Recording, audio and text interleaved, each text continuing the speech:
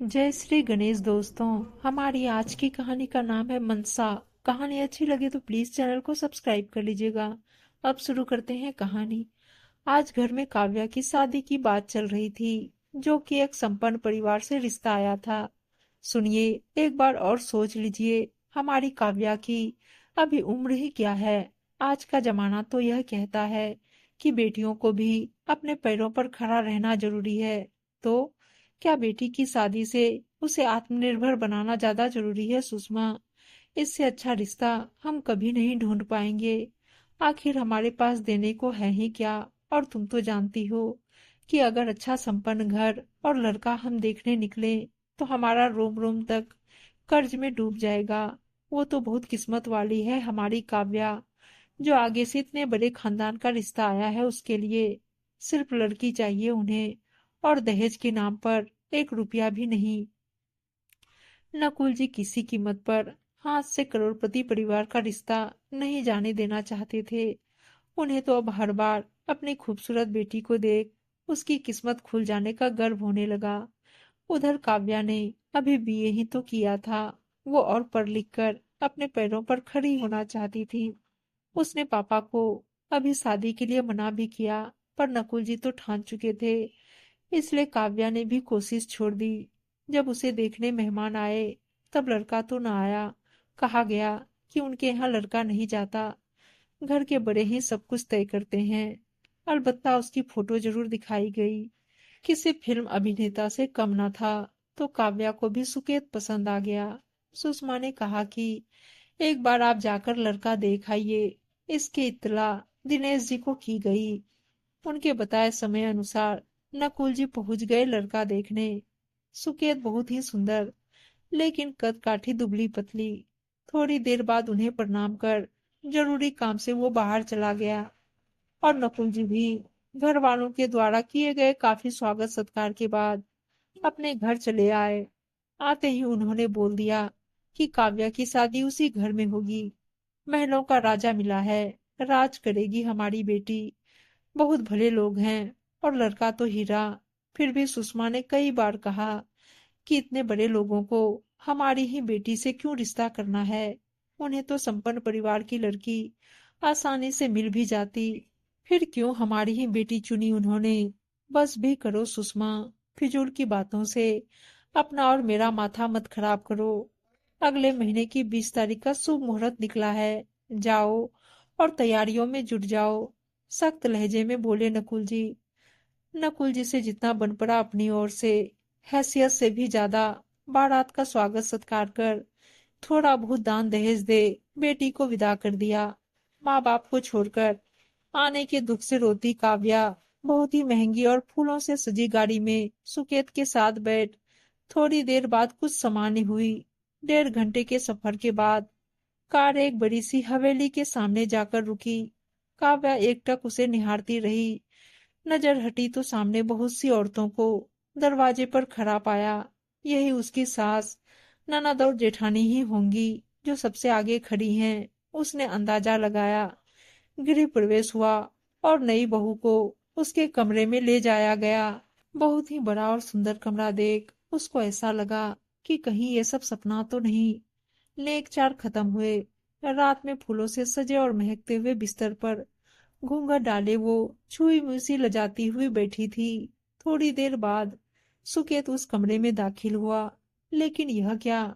आते ही धम से उसके पास बैठा और बोला, बहुत रात हो गई है, सो जाओ। मेरी तबीयत ठीक नहीं, शायद थकान होगी। ऐसा सोचते हुए वो भी चुपचाप सो गई।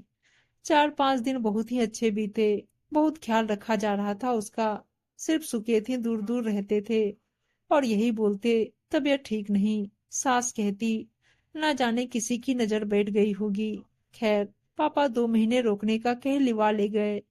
मायके में जेवरों से लदी पहुंची तो मोहल्ले पड़ोस में भव्य ससुराल चर्चा का विषय रही। माँ ने पूछा, तू ठीक तो है मेरी काव्या? काव्या बोली, माँ बिल्कुल सपनों सी सुंदर ससुराल है, सिर्फ इनकी तबीयत कुछ ठीक नहीं थी। पापा सुनकर बोले, थकान होगी या नजर लगी होगी। आखिर हीरे सा दामाद जो है। पता नहीं क्यों माँ ने मुंह बिचकाया। शायद वो कुछ समझ पा रही थी। एक महीने बाद ही ससुर जी ने लेने आने की सूचना दी। बोले, वहां सबको तुम्हारी बहुत याद आ रही है। माँ पापा विदाई की तैयारियों में फिर से जुट गए। बड़ी ही असमंजस में थी इस बार माँ, क्योंकि ऊपर से तो सब कुछ अच्छा नजर आ रहा था, लेकिन कहीं ना कहीं उनके दिल में शंका अभी भी जगह बनाए हुए थी। इस बार जब कार दरवाजे पर रुकी, तब एक परिंदा भी नजर न आया। अंदर जाने के बाद सास के पैर छूने गई तो आशीर्वाद देने की जगह बोली, काव्या, सुबह का नाश्ता बड़ी बहू ने बना दिया है, तुम खाने की तैयारी कर लो। जी अम्मा जी। एक विमला नाम की महिला जो यहाँ खाना बनाती थी, वो आकर क्या क्या बनाना है और किसको क्या पसंद है सब बता गई।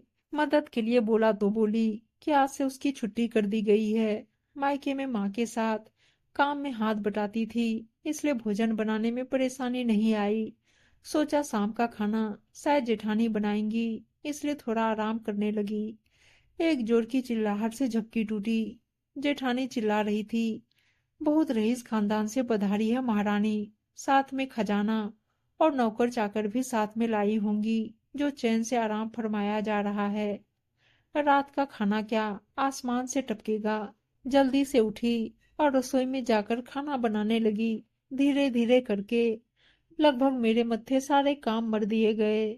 सास और जेठानी का काम सिर्फ हुक्म देना था, और गाहें बगाहें माँ बाप की इज्जत उछालना उनका शौक। फोन करके अपना दुखड़ा माँ को सुनाना चाहा तो फोन ही पास नहीं, क्योंकि मायके जाते समय सुकेत ने कहा था कि फोन घर छोड़ आना, यहाँ तुम्हें नया फोन दिला दूंगा। जेठ और ससुर जी भी सास और जेठानी के पक्ष में रहते, क्योंकि जब पति को ही मुझसे मतलब ना था तो किसी और से आस ही क्या। सुकेत रोज नशे में धुत होकर घर लौटते।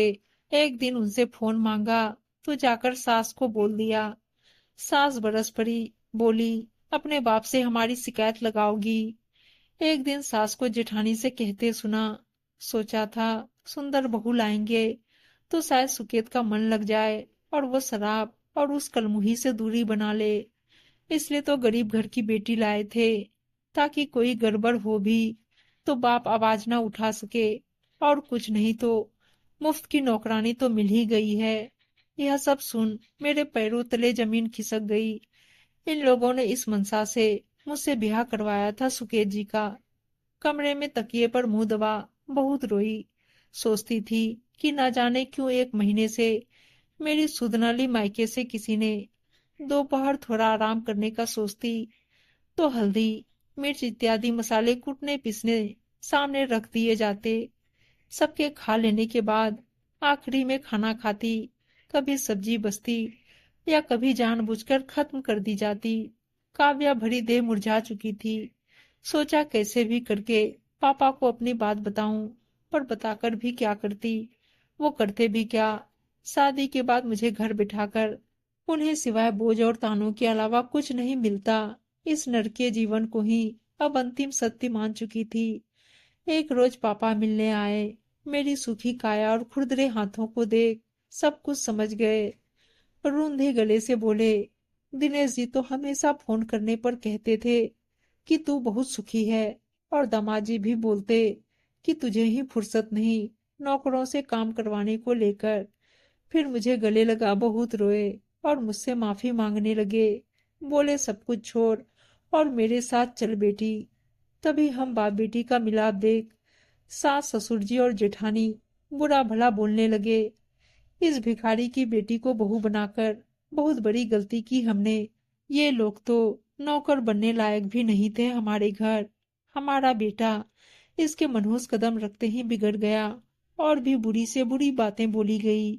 मेरी माँ को लेकर भी अब सब कुछ मेरी बर्दाश्त के बाहर था, क्योंकि अपने माँ बाप की और बेइज्जती सहन नहीं कर सकती थी, लेकिन उस वक्त प्रतिरोध भी नहीं कर सकती थी।